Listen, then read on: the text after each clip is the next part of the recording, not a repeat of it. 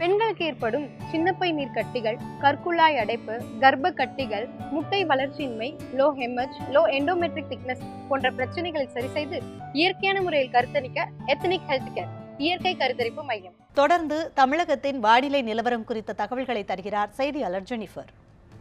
வணக்கம். தமிழ்நாட்டில் உள்ள முக்கிய நகரங்களில் வானிலை குறித்து காண்போம். சென்னையை பொறுத்தவரை வானம் மேகமூட்டத்துடன் காணப்படும். அங்கு குறைந்தளவாக 25 முதல் அதிகளவாக 32 டிகிரி செல்சியஸ் வெப்பநிலை பதிவாகக்கூடும். சேலம் பொறுத்தவரை வானம் மேகமூட்டத்துடன் காணப்படும். அங்கு குறைந்தளவாக 22 முதல் அதிகளவாக 30 டிகிரி செல்சியஸ் வெப்பநிலை பதிவாகக்கூடும். திருச்சியை பொறுத்தவரை வறண்ட வானிலை நிலவும். அங்கு குறைந்தளவாக 22 முதல் அதிகளவாக 35 டிகிரி செல்சியஸ் வெப்பநிலை பதிவாகக்கூடும். கோவையை பொறுத்தவரை வறண்ட வானிலை நிலவும். அங்கு குறைந்தளவாக 22 முதல் அதிகளவாக 31 டிகிரி செல்சியஸ் வெப்பநிலை பதிவாகக்கூடும். மதுரையை பொறுத்தவரை வறண்ட வானிலை நிலவும். அங்கு குறைந்தளவாக 23 முதல் அதிகளவாக 34 டிகிரி செல்சியஸ் வெப்பநிலை பதிவாகக்கூடும்.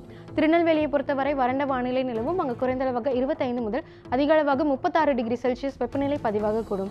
நீலகிரியை பொறுத்தவரை வானம் மேகமூட்டத்துடன் காணப்படும். அங்கு குறைந்தளவாக 12 முதல் அதிகளவாக 20 டிகிரி செல்சியஸ் வெப்பநிலை பதிவாகக்கூடும்.